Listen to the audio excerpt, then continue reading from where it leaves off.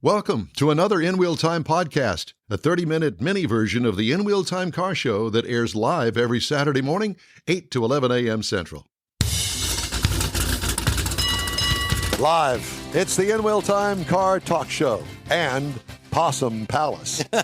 Coming up, living with the Lilienthals. All right. Yes, Mercedes and Andy are with us this morning. Konrad will have the In Wheel Time car clinic, and I'll bring you this week's auto news. Howdy, along with Mike out of this world, Mars. King Konrad DeLong. We always need more Jeff Zekin. I'm Don Armstrong. Thanks so much for joining us today. Let's just get right to it, shall we? I can't wait. It's been months, and they've lived and struggled through a long, long winter up there in the Northwest. Ooh. Ladies and gentlemen, Andy and Mercedes, the Lilienthals. Hi, kids. Hello. Hello. How y'all doing? Oh, good. Just emerging from our hibernation in the wintertime up here. With coffee in hand. That's good. I'm glad to see that. It's so good to see you guys. So what have you been up to? We haven't talked to you in months. Oh, yeah. What have we not been up to? Yeah, it's been a lot. It's been a while. So, yeah, just we've been going to a bunch of events, planning for new events, and just doing all kinds of things. So, you want to start? Sure, yeah. So, one of the, are we talking about the thing? No, don't talk Which about thing? that. Don't talk about thing. the No, don't thing. talk about the thing. Oh, my Don't God. Don't talk about Andy's the going thing. to talk Yeah, about all the right. thing. Okay, the thing, the incident. Okay, we're not going to talk about the incident. No, Wait, so okay. Lead all up right, to the so- thing. You gotta end with this thing. yeah, so You two are married or what? you think so? Go ahead, So- Andy. Talk about it while I finish. All right, so we in 2022 we worked with Subaru of America and did the wilderness. Excuse me, we took the Outback Wilderness on the Alcan 5000, and we thought that car was going to get crushed. They told us it was Pre-production. It was a pre-production model, and it was going to get crushed. So we thought, well, that's too bad. We didn't have to worry about detailing it afterwards or anything like that. We just kind of gave it back to them and figured it was going to be turning into silverware. Well, that's what they typically, manufacturers typically do with pre-production. I mean, they can't sell it. They can't do Right. anything other with it. I mean, It's you might not do some other roadworthy. events. Right. Right, exactly. So then we got a call a few months afterwards, and they said, actually, we've decided not to crush it, and we want to bring it back to full rally spec, and we're going to bring it to all of the Subi Fest events around the United States, and we'd like you at those events. Nice. Yeah, so this summer, starting next weekend, we're actually going to be flying around the country to the different Subi Fest events, starting with the Big Wicked Meet in Connecticut, Yep. and then going to be alongside other Subaru Motorsports drivers such as Bucky Lasik, and we're going to be talking about the Alcan 5000 in the Subaru. So And we get to see our girl again. We're yeah, so excited. They Oh, cool. brought it back just like we had it. Put all the lights back on it from Light Force, the light bar from Rally Innovations, all the things, Yep. the Max Tracks, etc. And yeah, it'll that'll be a thing all summer long. So we're excited to do that. Does it have a worn winch on it? It doesn't. It does No, have a no. Factor 55 hitch link, but yeah, we don't have a winch on that one. But we're excited to do that amongst a whole bunch of other things this summer. Yeah, we've been secretly working on that project with Subaru over the winter, and it's been like, we really want to share it. We really want to share it. And we just got the okay, literally, to share it. And you guys, for In Wheel Time, are the first An exclusive. Yay. to know about it. So you literally have the exclusive. We haven't even broadcasted out to the rest of the world. So we're super excited. And yeah, I think that there are 7 Subi Fest total all throughout the nation. And Andy and I are able to go to about 5? I think About 5 or 6 of them. And so, yeah, they're in Connecticut, they're in Pennsylvania, Texas. There's actually one in Oregon where we live in Portland at PIR, Portland Florida. International Raceway. Yeah, there's one in Daytona. I can't do that one, but he's going to go. That's going to be in early October. So Where's yeah, the one in Texas? When is It's the one? when or where? But where? And Grand Wow. Prairie?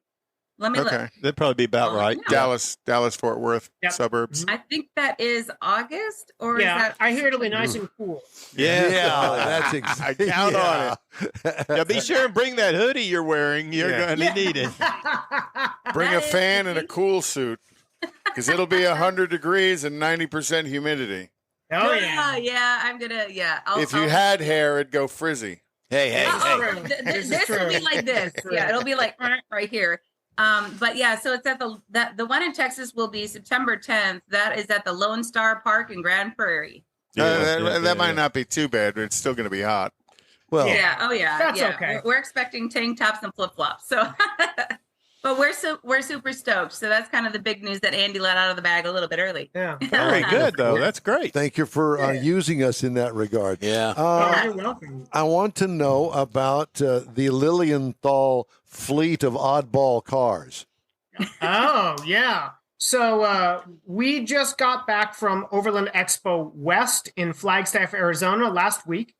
We had our 94 Mitsubishi Delica Space Gear van in the show, in the Warren booth, Warren Fact 55 booth. So that was cool. And that vehicle is in great shape. I am replacing a radiator currently in our 92 Mitsubishi Pajero.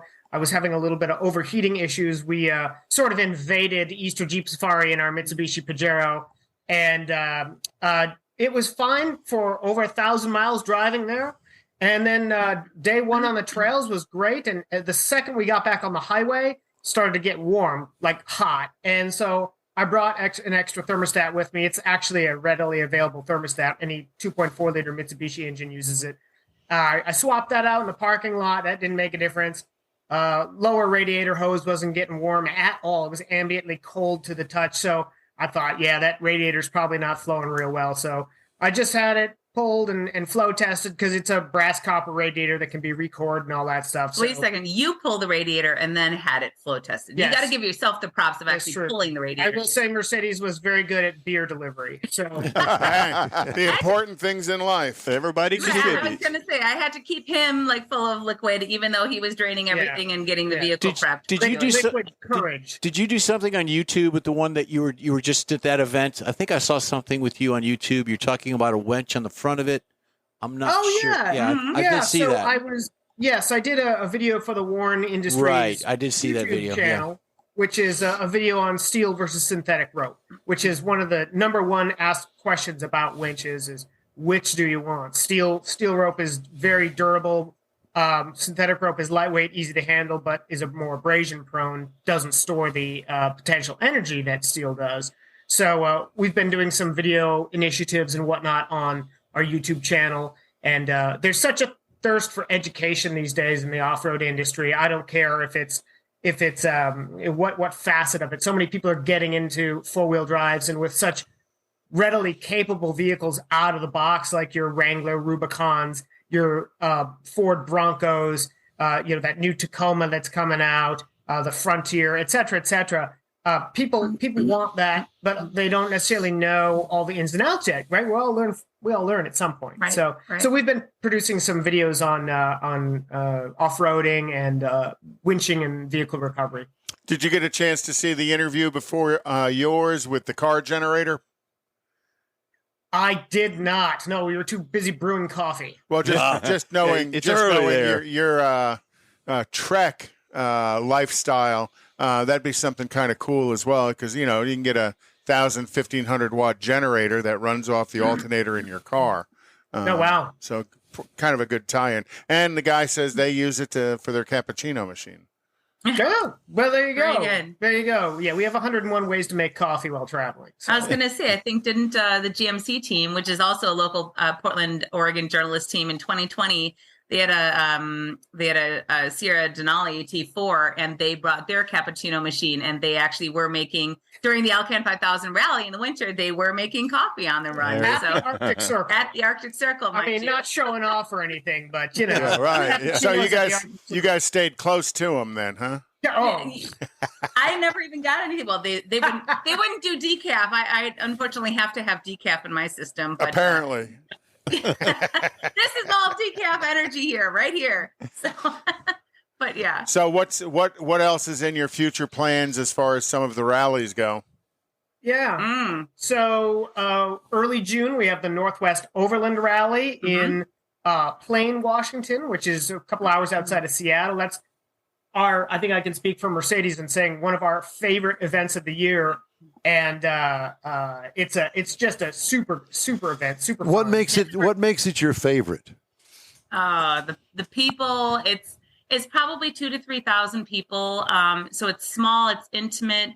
Everybody there is just really chill. There's a great bonfire and raffle. I mean, there's tons of people that come, and just tons of raffle items and great raffle items. And we give away a winch at the raffle. Sets of tires, rooftop tents. It's just like, holy cow, there's like really good, things that are given away.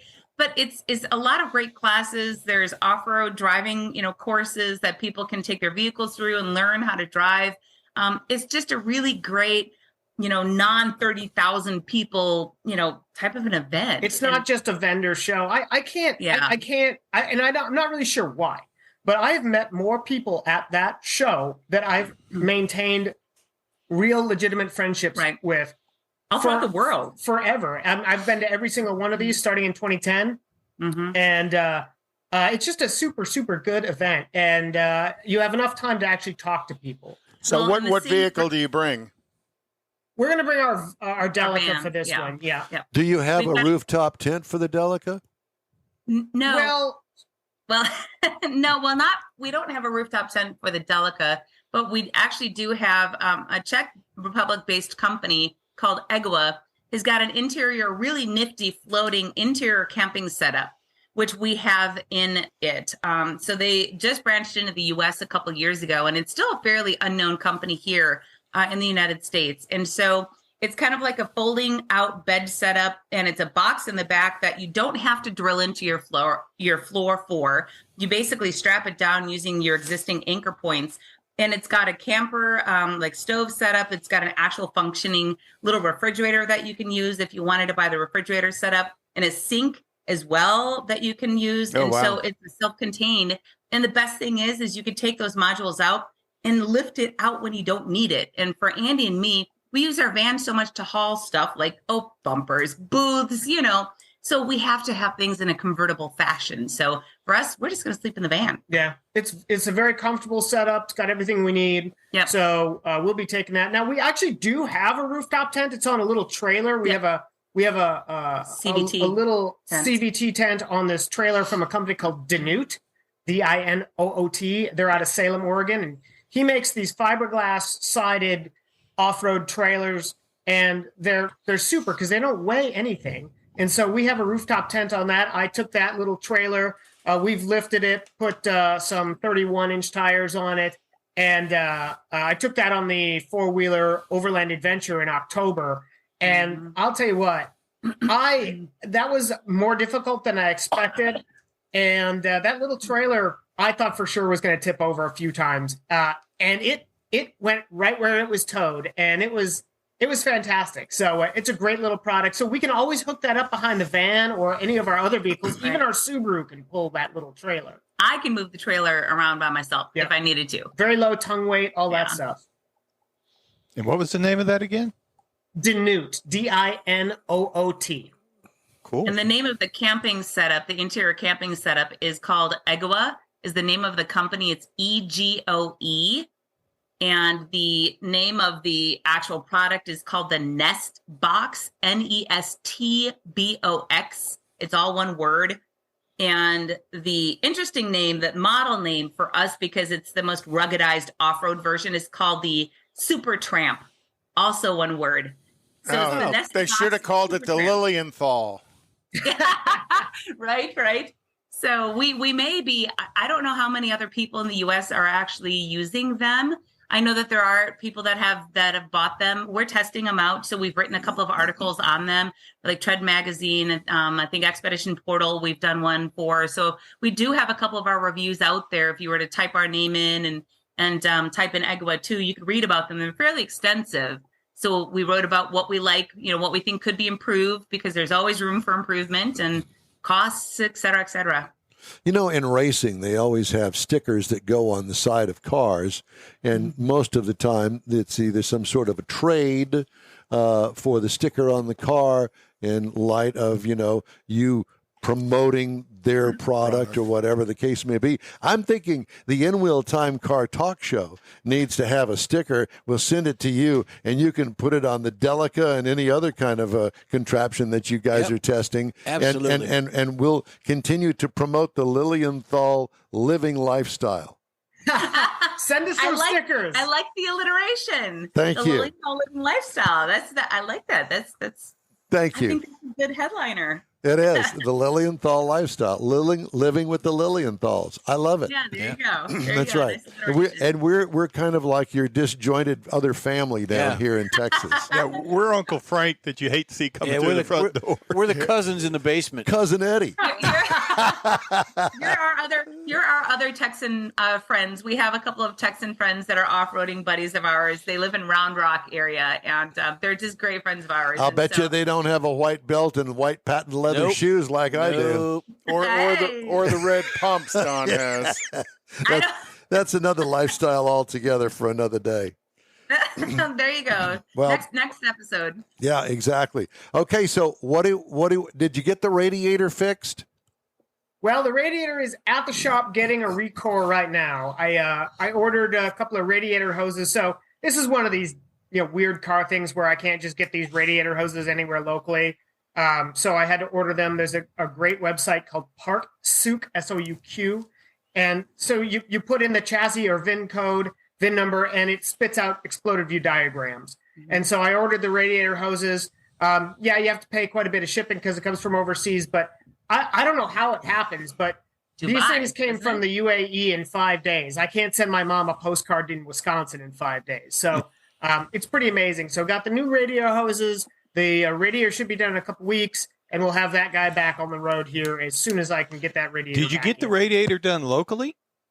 Yeah, there's one radiator shop left in Portland. I was going to say it's a disappearing breed of business for an assortment of reasons. One of the reasons are it's kind of a environmental nightmare. Exactly, EPA stuff. Yeah. Well, not only that, the way they make them, like he was talking about, that one's metal and brass, and a lot of them are now that plastic. Yeah, and you just replace it. The guys I know that were in the business, that's all they do now is you need radiator fixed, here's a new one. Yep. Yeah, right. Exactly. And that's the reason why we decided. I mean, Andy did. I shouldn't say me at all, but Andy did a lot of research and talked to a lot of other Mitsubishi owners and talked about, well, should I replace it? I mean, you could buy 3 for the price of what he's doing for the one that we have, but it's not OE. Yeah, it's 3 cheap plastic ones imported from the UK that are almost as much as it's getting close to just a recore anyway. Right, which we don't 100% know if they're really going to fit. So, and it's not like a small package you could just ship back either. So, what was the shipping quote? Was the price of the radiator? Yeah, they priced, it was actually, the shipping was more than the radiator itself. And then they emailed me saying that because it's such a big product that it was going to be more expensive than what they quoted. And then I thought, you know what? No. If I get this thing from the UK and it doesn't fit, I've now got a $350 piece of wall art that looks like a radiator. Or pay shipping back, or then we're, and so we thought, no, just fix it. It's kind of like if you have something good, you maintain it, you fix it, it's, do it right. Buy once, cry once. Right. And so we're just paying the money. We're going to keep the what's good in it and fix it. So because we're wrapping things up here, I wanted to kind of change the subject. And what kind of coffee do you guys drink? The black kind. That's great. For me, unfortunately, it has to be decaf because my body hates caffeine nowadays. It's been years and years since I've had caffeine, but I love coffee, just plain black coffee for me. I drink what all kinds. Roast. We get local stuff. We get stuff that's not local. But do you do Keurig or do you do fresh ground? Fresh ground. Fresh. Yeah. We've got a burr grinder at home, and we've got a bunch of different ways to make coffee. I'm a little bit of a coffee nerd, so we live on the West Coast. Yeah, but no. Yeah, exactly. Well, hey, it's always great to talk to you guys. It's good to see you again. Please stay in touch with us. And where do we follow the Lilienthal lifestyle? You can follow us right there. Yes, you can follow us at crankshaftculture.com. Crankshaft Culture on Facebook, on Instagram. sometimes on Twitter at Crankshaft Cult, but and on YouTube at Crankshaft Culture. We love you. We love you both. Thank you so much for joining us again. Let's talk again soon, and let's get caught up as the summer ends, shall we? We'll do it over coffee. Sounds good, guys. Yeah, Thanks for having us on. Thanks for having us. You bet. Talk to you later. Andy and Mercedes Lilienthal, and that would be Crankshaft Culture. I love What it. a hoot. They're always fun to talk to. Time now for Conrad's Car Clinic here on the In Wheel Time Car Talk Show. That's Well, we're talking about crankshafts. I'm going to talk about connecting rods. You know that last week we talked about pistons. So the connecting rod connects the piston to the crankshaft. And over time, how connecting rods have evolved. You know, originally connecting rods are pretty much a cast iron piece with the small eyelets, what attaches the piston, and that has to be able to rotate. And then the bottom, the large eyelet, which bolts together, that's what attaches the journal on the crankshaft. And relatively unchanged for quite a while. And then they went with aluminum connecting rods because they wanted to reduce the reciprocating weight, but they still had to hold on to the strength that was necessary. So the beam was lighter weight in the aluminum ones, but still basically an I-beam construction, which is kind of the strongest way to build a connecting rod.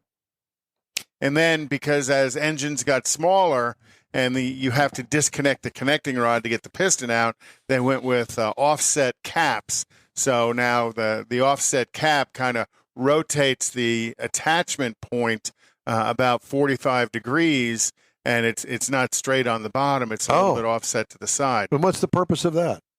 Because the engines are smaller, so the working area is smaller. Oh, I see. To get your device assembled, to disassemble it, right? Yep. And then you've got the people with the super high RPM engines, and they go to needle bearing crankshafts. So with that, they'll put certain. That got offset. This is what's called a cracked connecting rod. They scribe the connecting rod and then break it, and then that real rough surface makes sure every time it bolts together in the exact same spot. Gotcha. And there's no deformation of attaching it. And then the aluminum connecting rods, they can't crack those, so what they do is they groove them to make sure that when you bolt it together, it's always at the exact same spot. It's like a knurl. That way the bearing surface is always in the correct position on it. And now the latest evolution is variable compression connecting rods. So what that does, and this is kind of a Nissan thing that they actually have in production right now, is they have engines with a variable compression. So with that variable compression, the stroke gets changed in the engine. So the piston doesn't go as far up into the combustion chamber. It's all about trying to develop some kind of fuel economy to the engine. Nissan does it this way, and then they also have this is another version with an elbowed connecting rod, trying to reduce that stroke, to reduce the load and stuff. And then so this one's pretty complicated to use with this elbow on it. But again, it's all about trying to lower the load inside the engine. And then, of course, Harley-Davidson, as their Evo engine, they have one connecting rod that actually connects to two pistons, and it's fulcrumed in the middle, and one connecting rod rides within the I-beam of the other connecting rod. And again, that's just trying to get more and more compact in space. So connecting rods are ever evolving. And the technology, and Don, you remember from Top Fuel days, that connecting rod was a honking piece of metal. Oh my God.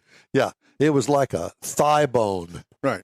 Connected to the crankshaft, Yep. Connected to the piston. So Yep.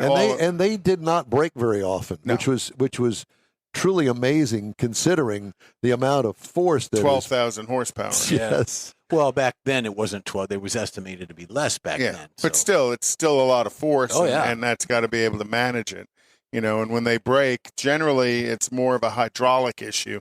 That liquid gets on top, so when the crankshaft is pushing it up, they'll bend, and that's typical. Or you could have a catastrophic failure, Where and You don't want to be Brakes anywhere open. close to Yeah, it then. yeah. That's when it ventilates, lets the oil out. Toyota Motor North America on Tuesday said it's recalling about 96,000 Corolla crossovers in the U.S. because the front passenger airbag might not deploy, increasing the risk of injury in a crash. Again? Recall covers non-hybrid models from 22 to 23.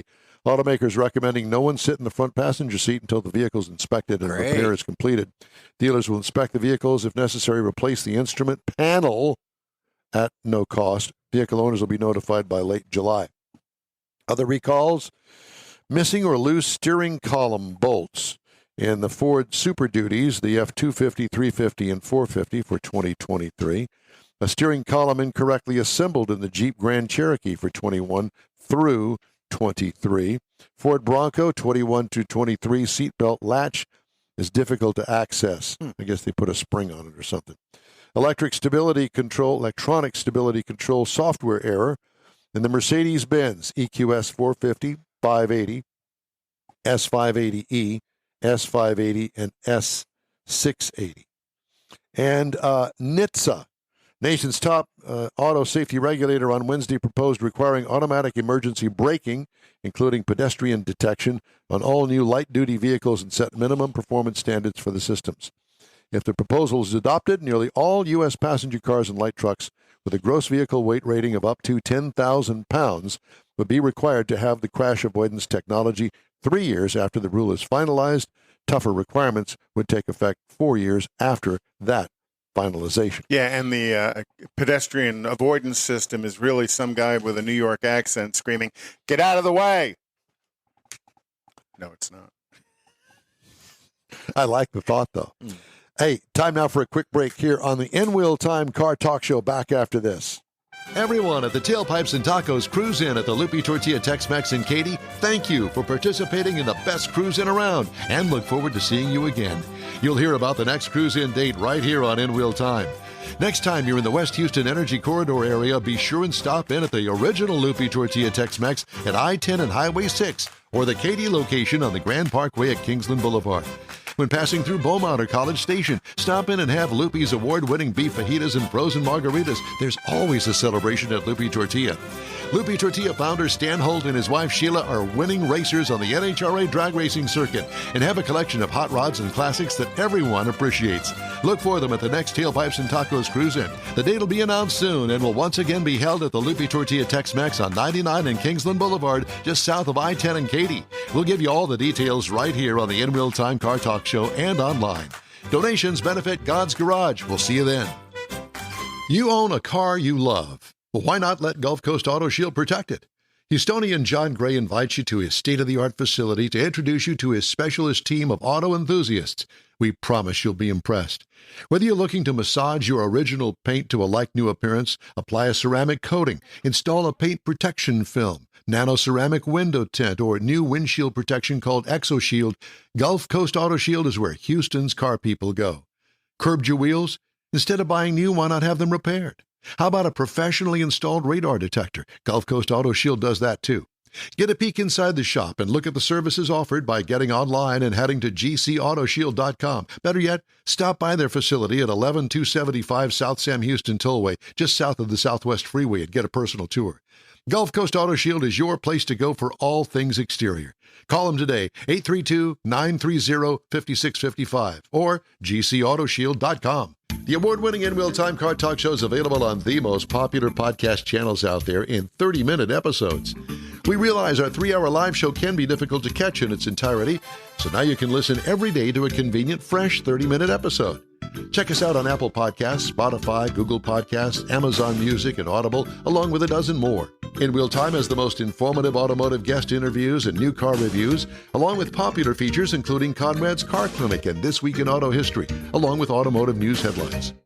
Our live broadcast airs every Saturday, 8 to 11 Central on InWheelTime.com, the iHeart app, and on YouTube.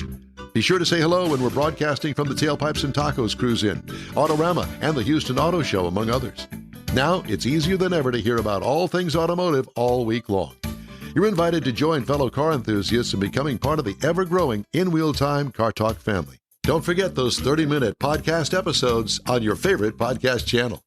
That's it for this podcast episode of the In Wheel Time Car Show. I'm Don Armstrong, inviting you to join us for our live show every Saturday morning, 8 to 11 a.m. Central on Facebook, YouTube, Twitch, and our InWheelTime.com website. Podcasts are available on Apple Podcasts, Spotify, Stitcher, iHeart Podcast, Podcast Addict, TuneIn, Pandora, and Amazon Music. Keep listening, and we'll see you soon.